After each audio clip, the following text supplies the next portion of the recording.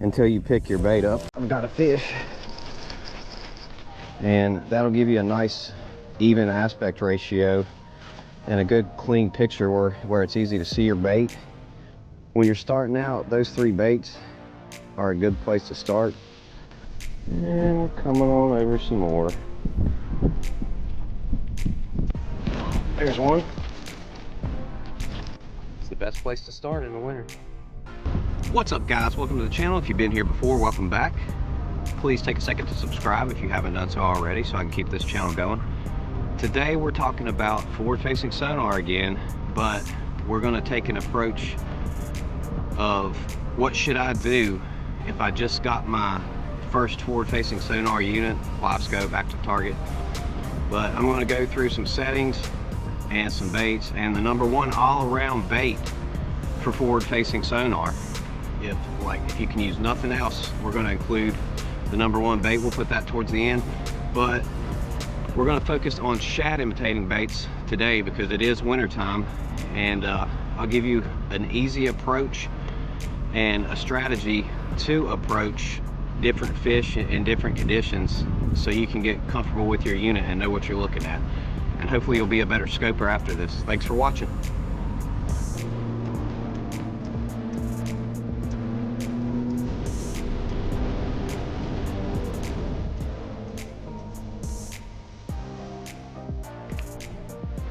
Alright guys, so when you're starting for the first time, or when you're learning on your forward-facing sonar unit, we're going to use a forward range of around 80 feet and a down range of around 40 feet. And that'll give you a nice even aspect ratio and a good clean picture where it's easy to see your bait. We're on A+10 contrast today. Crank your contrast up a bit so you can be sure you can detect what your bait looks like, and we'll swipe that to the side if you're on active target so you get your full screen and you can see everything clearly. And we'll move on and find us a bait to start with that's easy to pick up on your unit. All right, so if you're using your forward-facing sonar and you've been having trouble finding your bait, the first thing you want to check is your transducer. Make sure it's kind of in line with the trolling motor. I've got mine off a touch to the right just so it doesn't clip the bottom of the trolling motor there, but you want to make sure this is in line. Otherwise you're never going to find your bait. If that's in line with your head somewhat, you'll be able to find your bait. Probably the best bait to start with as far as getting your casting and directional stuff right is an A-rig, because it makes a lot of noise in the water and puts off a big return. So that's a good bait to start with. And you're going to want to pick a piece of static cover, something that's not moving, and that's kind of deep. Probably don't want to start with that. There's some fish over here. There's a tree. Oops. Let's find something a little more shallow to start with. All right, there's a tree. We'll get a little closer to it. So that tree is about 70 foot out. It's pretty long. So we're going to line up with the head of our trolling motor because we know our transducer is in line with it. You might be able to see that down there. And just make a cast in your line of sight. And you see here on the screen our bait sinking.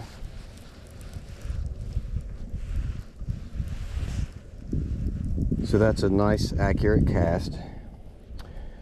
And there's some fish coming out of the bottom there at it.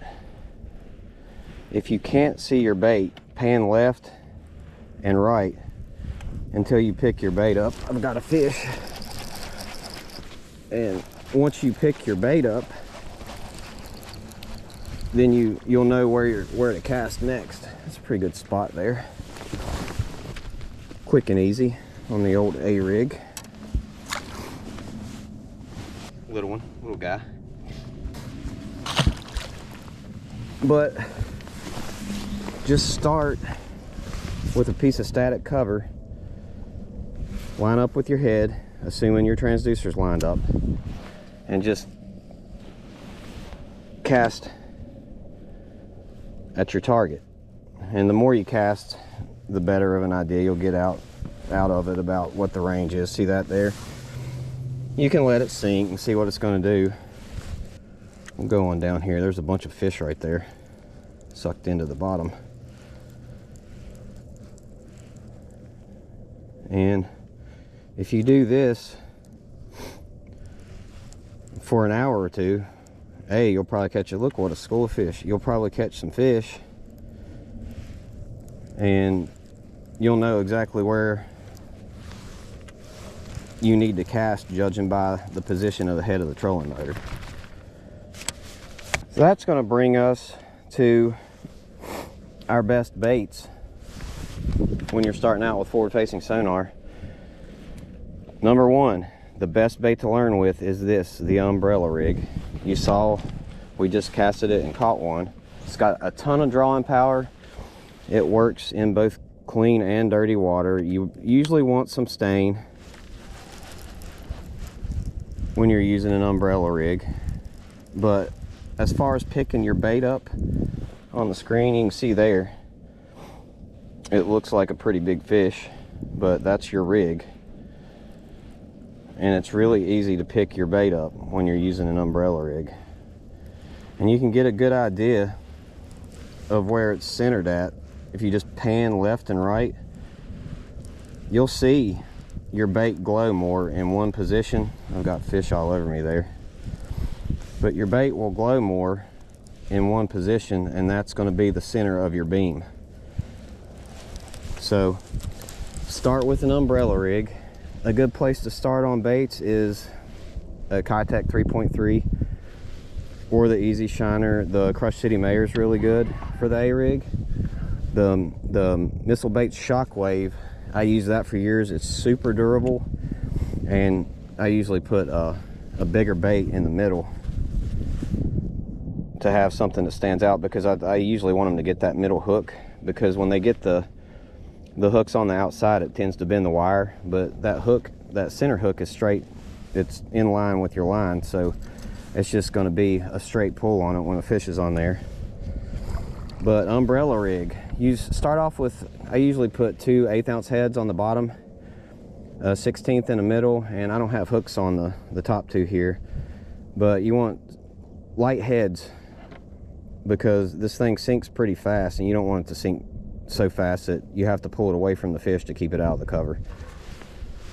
That's your first bait for learning on forward-facing sonar, especially this time of year. If you need somewhere to start so you can find your bait, 80 forward, 40 down, and an A-rig.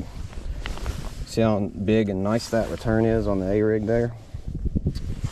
Start with that, just to get an idea of your transducer position. Again, pan around it, see where it's brightest on your screen,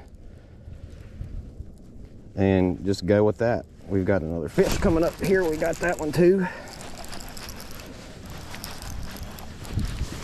There we go, nice largemouth on the center bait, just like we want it.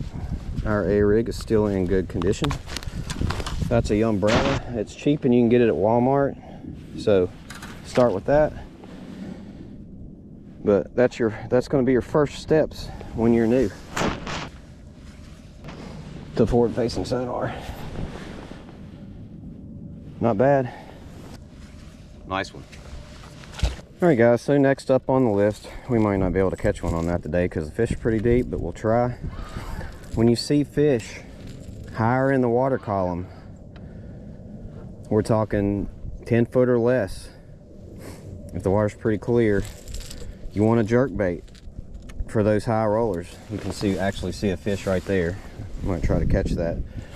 But this is going to be for your fish that are not necessarily 10 foot on the bottom, just 10 foot depth or less on the screen. It's got more drawing power than that, but I always start with, this is a really good midpoint, is the Vision Junior 110+1. and the water's clear, so I'm using a translucent, that's Pro Blue. But for fish you see that are high in the water column, sort of like this branch right here, the top of that tree right there, you want a jerk bait. This is the original boy in the hood of forward-facing sonar, and you can see right here between 40 and 50 foot right there, there's our jerk bait. Pop, pop, and depending on the mood of the fish, you'll either want to work that faster or slower. Look, we've got one pulling all the way out of 18 feet right there on our jerk bait, and he whiffed it, but we pulled him. There he goes. Let's see where he goes back down to. Let's see. It's going back all the way back down to around 20 foot. So because of the clarity of the water, that fish was able to see this jerk bait. But I typically save the jerk baits for the fish that are high in the water column, and it's an extremely effective tool for that. And line up your cast the same way you did with your A-rig. If you see right there, let's see here, I can't find it, there we go, right there at 50 foot. All right there, 40 foot, there's our jerk bait, and you just pan around until you can find that in your screen. It's a little harder to pick up, so you might want to start with the bigger jerk bait. That's fairly easy to see. If you're in shallow water, you can reduce your depth and it'll make a bigger dot on the screen. See our jerk bait right here, and that's going to be for those fish higher in the water column. We'll try to catch one on that before the end of the day. Judging by the way that one came up on it, I'm sure they'll probably hit it. They appear to be pretty bodied today, so that's going to be the second bait on the list. When you're new to forward-facing sonar, it's excellent because if the fish are being kind of moody or lazy, you can just leave it sitting there, let them get a good look at it. If the water's clear, you usually don't want to leave your jerk bait sitting for a really long time because there's a bunch of hooks hanging off that thing, and it's a chunk of hard plastic. So keep it moving. If the water's clear, you don't have to move it fast, just you don't want them to get too good of a look at everything. But that's the next bait when you're starting out with forward-facing sonar you want to have on deck, especially in the wintertime, is a jerk bait. My favorite place to start is the Vision 110 Junior +1. Go up or down in size from there, and keep that on deck for when you're trolling around scanning with your scope. If you see one up here in this 10-12 foot range and higher, throw your jerk bait at it so you can keep your bait above their head.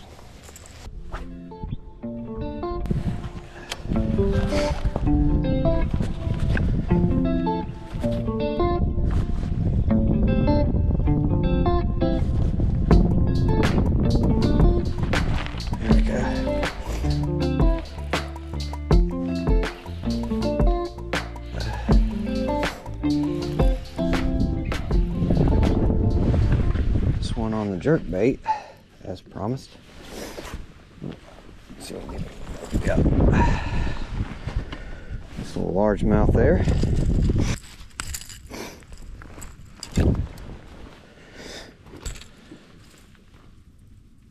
Vision 110 Junior +1. Not bad. Alright guys, so next on our list is a single swim bait on a 1/4 ounce head. That's a really good all-around size, and the Crush City Mayor is readily available. The VMC hybrid swim bait jig head is readily available, and I'll go ahead and show you guys how to rig that. So we're going to start and come in through the head in the center. I don't know if you can see that or not. In the center of the bait where it was poured. And we're just going to thread that up and let it curve with the hook. We want to come out in this center slot here, but it will guide itself to where it needs to be. In this case, we're coming out kind of right in front of that fin on the top there. You want to bunch it up on that screw lock, and this screw lock requires threading clockwise, so that's what we're going to do. This bait got a little wet and some of the salt came out of it, so it might not have all the action we want, but it'll work for what we're talking about right now.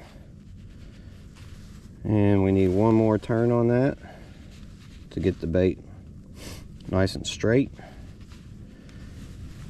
just like that. And as you can see there, that little pour mark,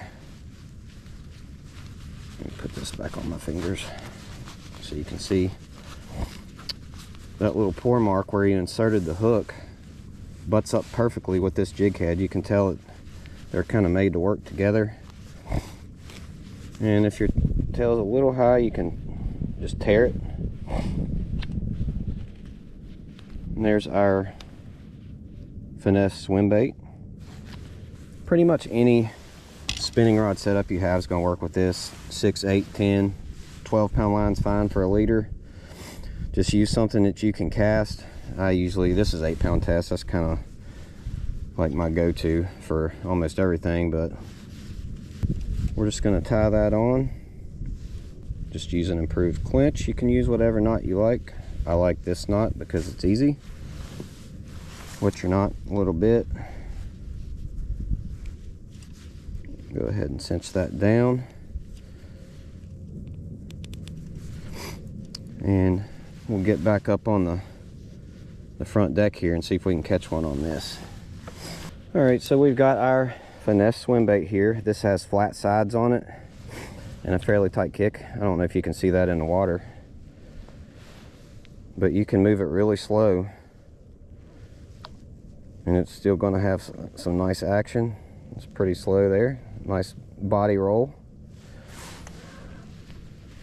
But 1/4 ounce head, 3-inch, 3.5, 4-inch swim bait to start with.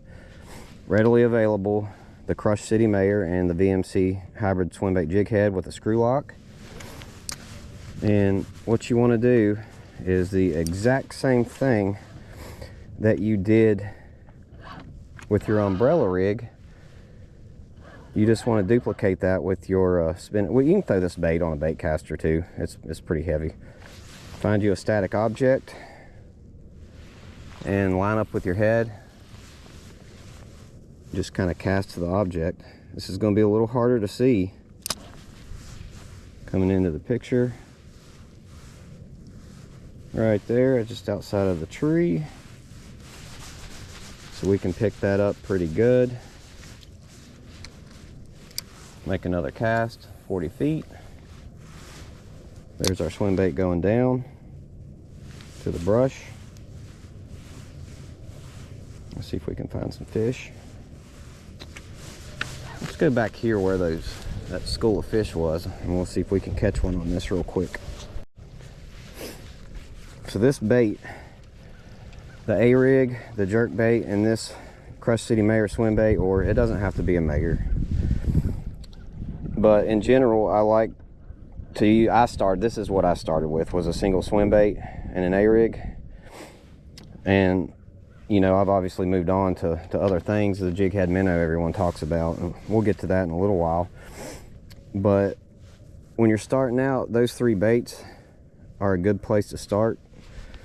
I would start with a fairly good sized head. You want something round so it'll have a good reflection in the cone on your screen there. But you don't have to worry about shaking it or anything like that. All you have to do is control the depth, and you can do that by reeling. And that's really the simplest way to start when you're new with scoping, is just throwing stuff out and reeling it in, or with a jerk bait. You can sit there and pause it and watch it and see what it's doing. But you don't have to fool with a minnow, shaking a minnow or anything like that. You can just focus on casting and keeping your bait above the fish with a steady retrieve. And if you're in a shallow lake, go 30-60 or something like that, 30-80. The aspect ratio is not terribly important when you're learning. That most of the time, aspect ratio has to do with identifying fish, and once you get used to it, the shape isn't like, you can pretty much tell on any aspect ratio you want what kind of fish you're looking at just by the way they act and the way they move. Bass will almost always at least show themselves or make some kind of movement.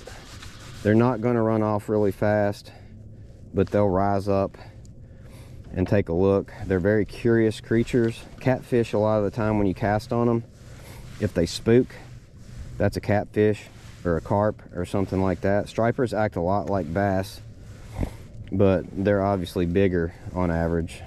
So you can use just basically the size of your return to distinguish what the species is. We got something coming up here on us, and something little. But once you get good at it, the aspect ratio is not super important. But when you're starting out 40-80, your distance double your depth, and you can get a good general idea of what kind of fish you're looking at. It'll have a nice consistent shape, and you'll have a nice big picture and be able to see your bait in the picture and how it reacts to reeling it in or twitching it, jerking it, dropping it. You can see how fast your bait's going to drop. So let's move on to another area and see if we can get some more bites on these baits, and then I'll get to the best all-around bait for stained water, clear water, something you can, no matter what happens, what the conditions are, you can tie this bait on and catch fish on forward-facing sonar with it. Might not be the best bait, but it's the best all-around bait. So let's move on. I'm going to go ahead and try to find some more fish, and we'll talk some more.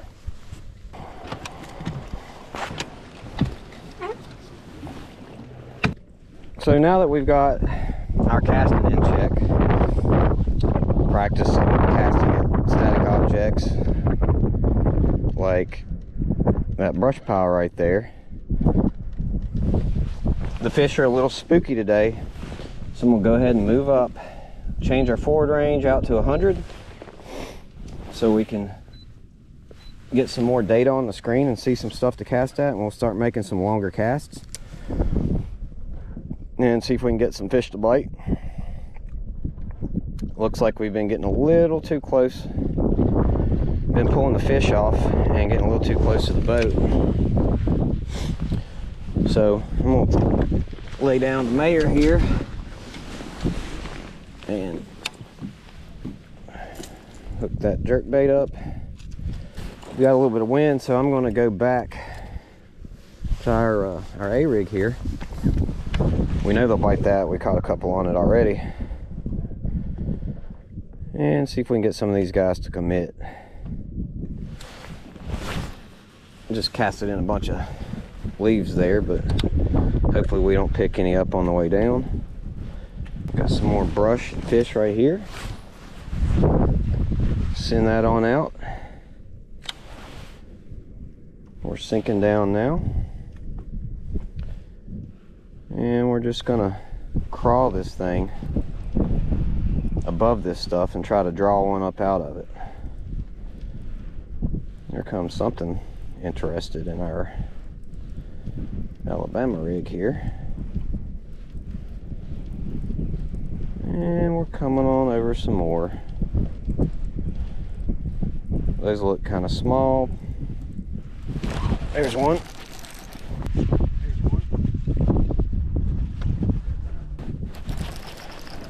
That doesn't feel small. Oh yeah, that's a big bass.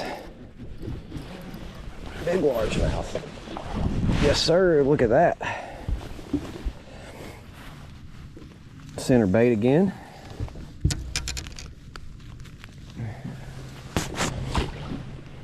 Nice big largemouth on the A-rig. It's the best place to start in the winter. It's the easiest bait to see, and they bite it. Not bad.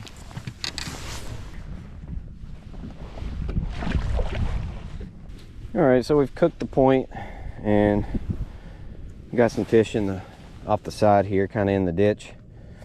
So I'm gonna make a couple of casts into the ditch here, and we'll move on and try to find some more fish.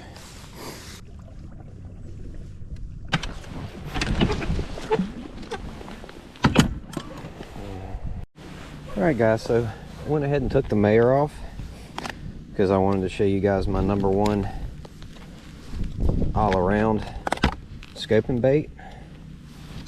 If you're new to live scope,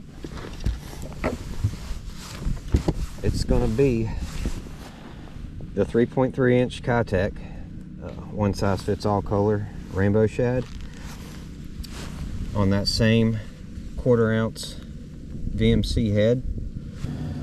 And that there is going to be the #1 all around scoping bait. 3.3 inch Kitech on a 1/4 ounce head. It's a VMC screw lock. This will make your baits last a lot longer and get more fish out of them. But let's lay this in here. That is going to be for beginners. The one bait that does it all is going to be a 3.3 inch Kitech in some sort of a shad pattern. That's rainbow shad. It's clear, the water's clear. It'll work in stained water. It puts off a lot of vibration in the water. It's got a good bit of resistance in the water, and it's still kind of finesse. If you see here on our screen, when we pop that, it leaves a trail. That's a good indicator that it's got some drawing power. But if there was only one bait to buy to learn to use scope with, or if you're new, that you can use in pretty much any condition, it's heavy enough to throw it on a bait caster. You can throw it in the wind. They'll still bite it when it's calm, but that's it right there. The 3.3 inch Kitech Fat Impact swim bait on a 1/4 ounce head, and you can cover multiple depths with this bait. You can fish it on the bottom,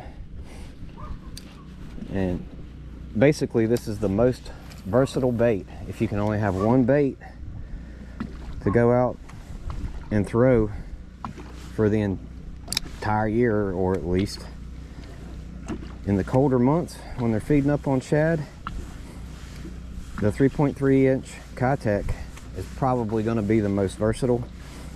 It's got a lot of drawing power. It's finesse. It looks real. It's a good in-between size. That can be a big bait fish or a small one. But if there's just one bait that I had to start with and one jig head, that's it right there. 3.3 inch Kitech and rainbow shad. Let's go see if we can catch a fish on it.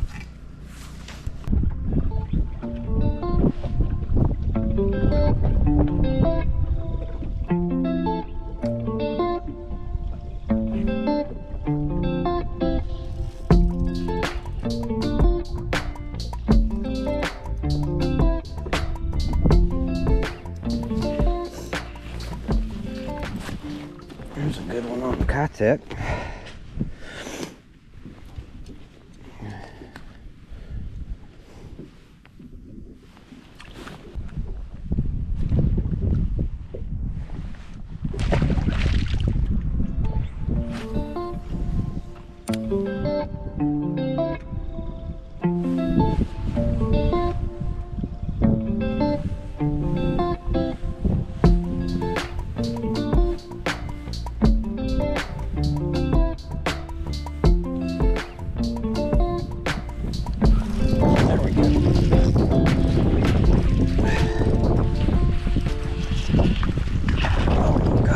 smallmouth.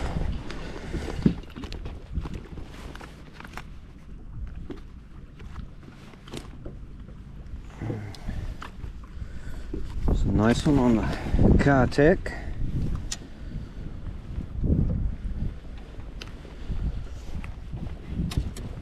Nice one.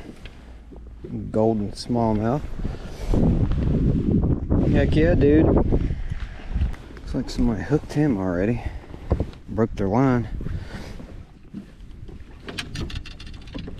Get down in there and let that line out.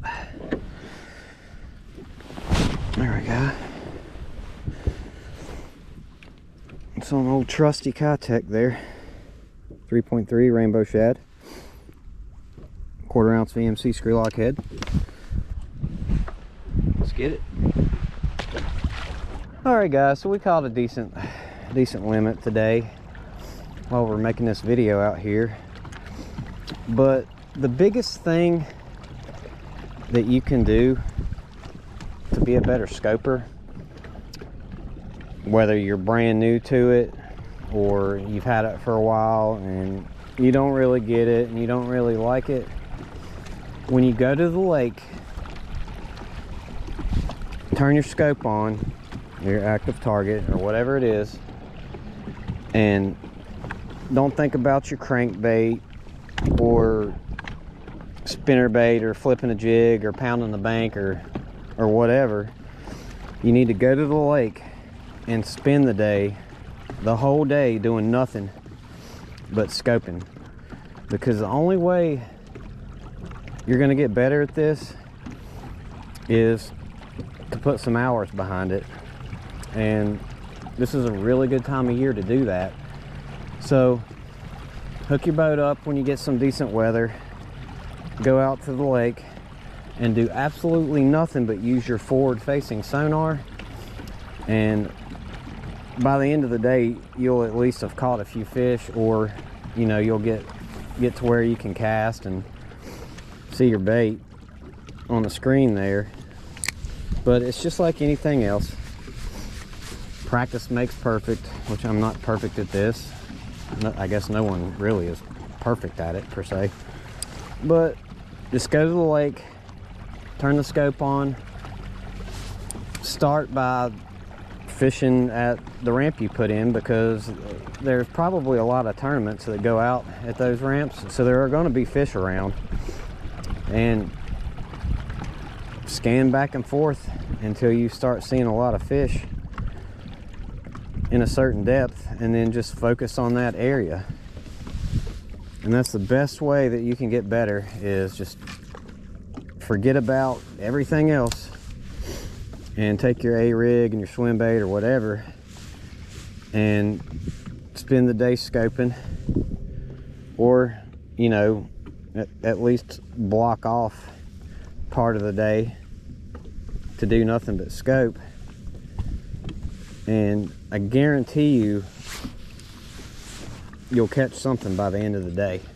And if you get in an area with a bunch of fish, just poke around, cast at stuff that looks good on the bottom, like we were talking about before. Cast at something like a brush pile or a rock, something that's static and not moving around, and start with that. A lot of the time, even if you can't tell what a fish is, or if there's a fish in a pile, you can draw it up out of it. But start there and you know, pan around left and right and see where your jig head or your swim bait or whatever, A-rig, is brightest in the beam, and you're going to be in the center of the beam when you do that. And just spend some time doing it, and once you start catching a few on it, you're going to like it. You're probably going to want to use it all the time. I like it. I like traditional fishing, no scope too, but if you want to get good at scoping, just put some time in. It's the best way to do it. Just don't think about anything else and get distracted at throwing at that lay down, unless you look at it with your scope and see that there's fish in it. try to do nothing but use your scope and cast at what you see on the screen, so you can get used to, you know, there's a little bit of a delay, so you'll see one move up on your bait. Don't set the hook until you feel the fish, and just practice. Just go out there and do nothing but scope. That's same way with anything, swim jig, crankbait. You go to the lake, you throw nothing but a crankbait all day, or a glide bait, or a spinner bait, or whatever. Just put some time in on it and you'll get good at it. It's not that complicated. It's only a few buttons to operate the unit, and you'll catch a lot more fish using it. Maybe not all the time, but this time of year, yeah, you're gonna catch way more fish if you're scoping. Thanks for watching. Please subscribe to the channel if you haven't already. We are now in the YouTube Partner Program, but we're at the first step. We need 1,000 subscribers to get fully monetized. So they're probably gonna run ads on some of my videos. They already do anyway. So if you haven't already, please subscribe to the channel. If you liked the video, hit the like button. Thanks for watching.